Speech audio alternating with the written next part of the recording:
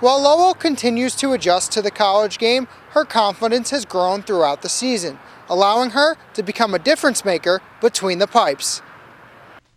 With this 2-game losing streak, the Owls have made their path to the conference title that much harder. Only 4 teams make it to the tournament, and the Owls are that 4th and final seed. The entire Owls defense played a role in keeping Flowers and Mack in check. Hassan Reddick was the man with the main job throughout the night. Goaltending is arguably the hardest position to replace in sports, and replacing a 3-year starter and 2-time All-Big East second-team goalie is even more difficult.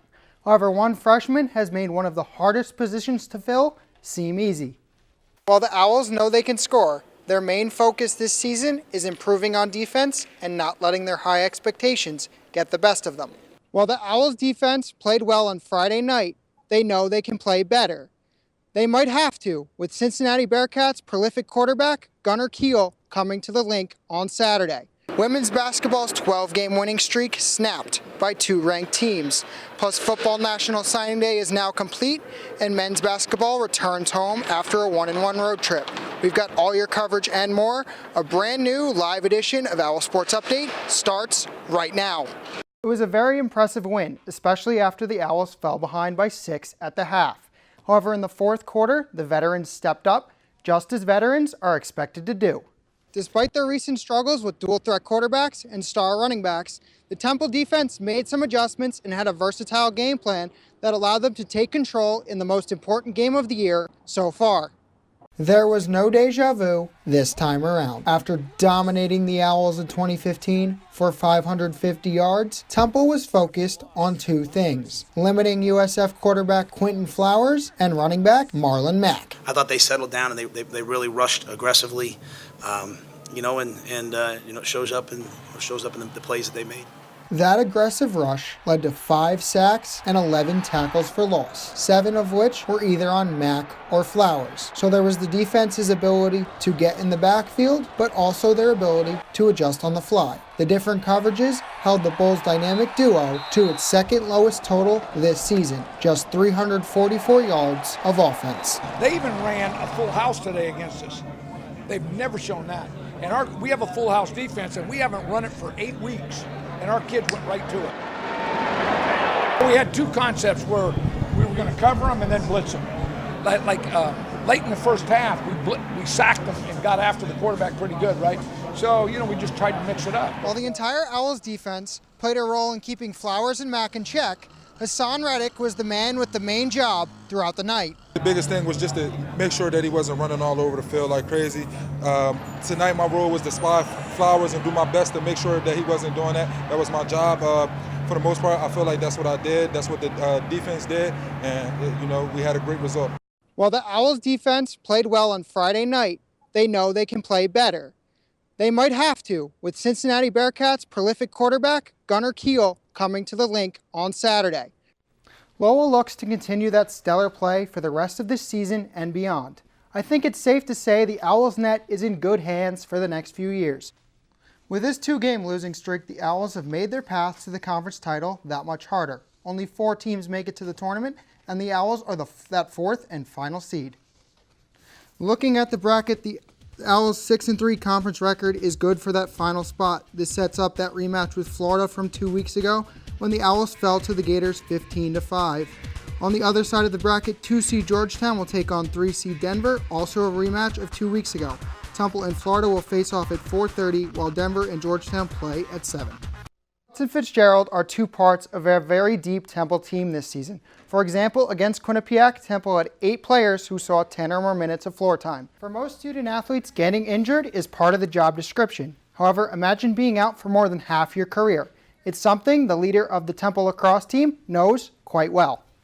It's a huge impact because 4 of them were starters last year. Yes, 4 starters and overall 9 returnees from last year's team. Temple women's basketball looks to improve on what was a pretty successful 2015-2016 season. Leading the way, our first team all-conference selections, Aaliyah Butts and Fionda Fitzgerald. I mean, they're really important. The fact that you have 2 speedy guys that can play the point, that can be the off guard, and Fionda especially because she's a really good defender. But they've been around, they've been paying attention, and they work really hard. And it's not just Butts and Fitzgerald. Temple's top 4 scorers are back. We have really great scorers in Aaliyah and Fianda and Donasia and Tanea. All of them averaged double figures for us last year. While the Owls know they can score, their main focus this season is improving on defense and not letting their high expectations get the best of them.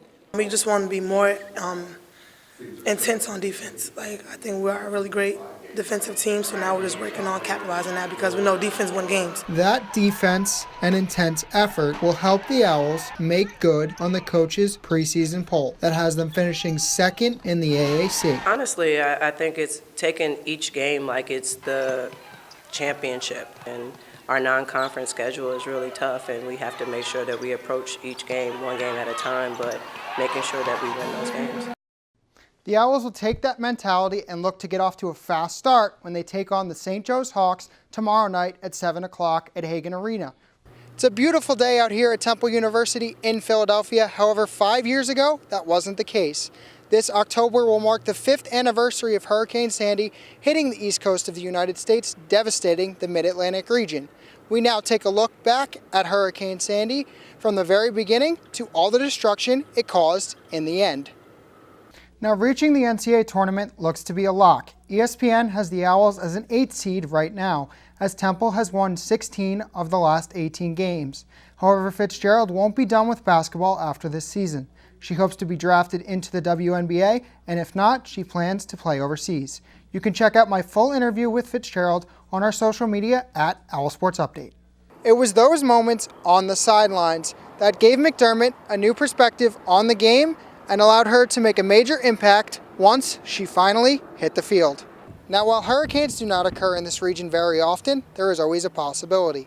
Every year, there's a 1% chance that a hurricane like Sandy could occur. While a superstorm like that is unlikely to happen again for a very long time, you never know due to the unpredictability of weather. I guess we'll just have to wait and find out. While Temple may not have broken another school record at the Pink Invitational, they continued their season success, gaining contributions from both the upper and lower classmen in their lineup. With only 2 weeks left of regular season competition, the Owls will look to continue to grow as a team and continue their record-breaking ways, starting on Saturday when they travel to Ithaca, New York to take on the Cornell Big Red. Plus the top 3 seniors of the 2016-17 school year with 2 new senior anchors on desk. OWLSports Update will be back in a flash. From one major celebrity couple to perhaps the biggest of them all. Over this past Halloween weekend, Beyonce and Jay-Z went to a party dressed all out as Barbie and Ken. Queen Bee was wearing the original 1959 Barbie outfit, while Jay-Z was wearing the 40th anniversary collector's edition Ken outfit. I wonder, what was Blue Ivy? She was actually her own version of a little Barbie doll. A lot has happened over the last few weeks for Temple Athletics. The month of November can only mean 2 things. Football season is coming to a close, and basketball is back on Broad. Stepping off the court and onto the field to the team that is the hottest of them all.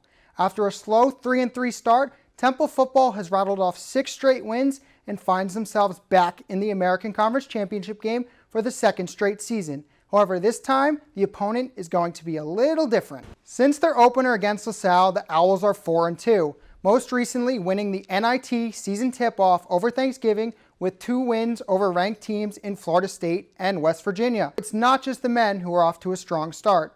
With an experienced roster and after 2 deep WNIT runs, the women's basketball team looks to take the next step and get back to the NCAA tournament for the first time since 2011.